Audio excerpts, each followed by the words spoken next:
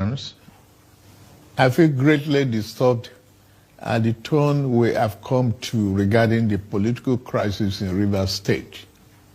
Like many of you, I have watched with concern the development with hope that the parties involved will allow good sense to prevail at the soonest. But all that hope borne out without any solution to the crisis. With the crisis persisting, there's no way democratic governance, which we all fought and worked for over the years, can thrive in a way that will redound to the benefit of the good people of the state.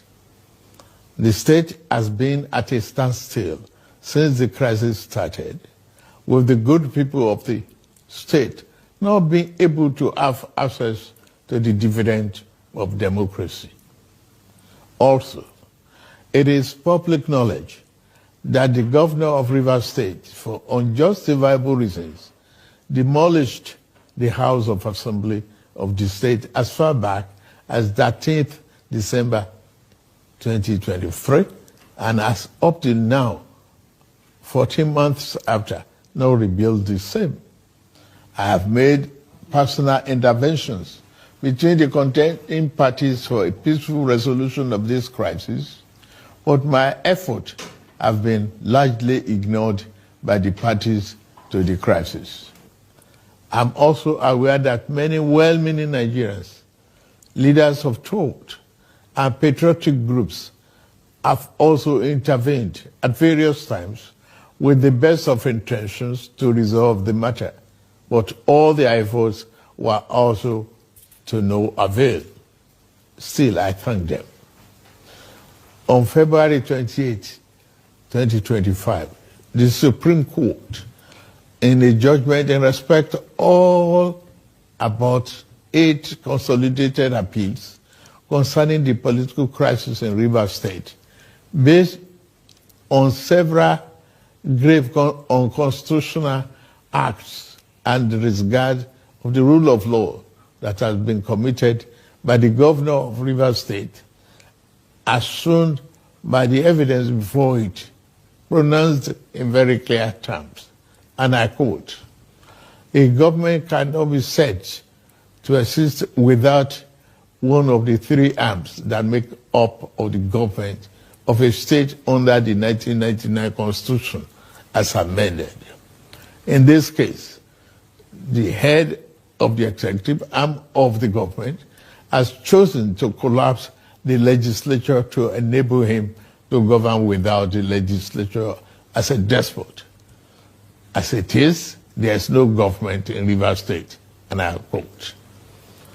The above pronouncement came after a catalogue of judicial findings of constitutional breaches against Governor Siminalayi Fubara.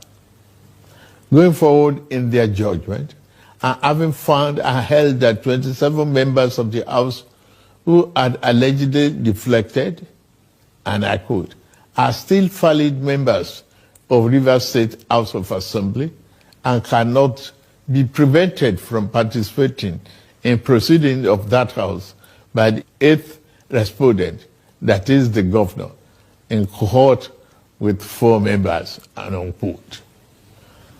The Supreme Court then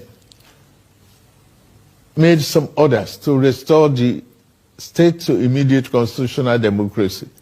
These orders include the immediate passing of an appropriation bill by the Rivers State House of Assembly, which up to now has not been facilitated. Some militants had threatened fire and brimstone against their perceived enemies of the governor, who has up to now not disowned them. Apart from that, both the House and the governor have not been able to work together. Both of them do not realize that they are in office to work together for the peace and good governance of the state. The latest security report made available to me show that between yesterday and today, there have been disturbing incidents of vandalization of pipelines by some militants without governor taking any action to curtail them.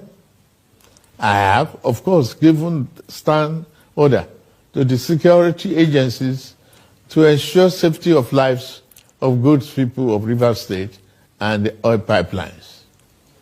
With all this and many more, no good and responsible president will stand by and allow the grave situation to continue without taking remedial steps prescribed by the Constitution to address the situation in the state, which no doubt requires extraordinary measures to restore good governance, peace, order, and security. In these circumstances, having soberly reflected on and evaluated the political situation in Rivers State, and the governor and deputy governor of Rivers State having failed to make a request to me as president to issue this proclamation as required by Section 305, Paragraph 5 of the 1999 Constitution as amended, it has become inevitably compelling for me to invoke the provision of the Section 305 of the Constitution of the Federal Republic of Nigeria, 1999, as amended, to declare a state of emergency in Rivers State with effect from today, 18th March, year 2025, and I so do. By this declaration, the governor of Rivers State, Mr. Similaye Fubara, his deputy, Mrs. Ngozi Oju, and all elected members of the House of Assembly state are hereby suspended for an initial period of 6 months. In the meantime, I hereby nominate Vice Admiral Advocate Ibas, retired, as administrator to take charge of the affairs of the state in the interests of the good people of Rivers State. For the avoidance of doubt, this declaration does not affect the judicial arm of Rivers State, which shall continue to function in accordance with their constitutional mandate. The administrator will not make any new laws. He will, however, be free to formulate regulations and may be found necessary to do his job, but such regulations will need to be considered and approved by the Federal Executive Council and promoted by the President for the state. This declaration has been published in the Federal Gazette, a copy of which has been forwarded to the National Assembly in accordance with the Constitution. It is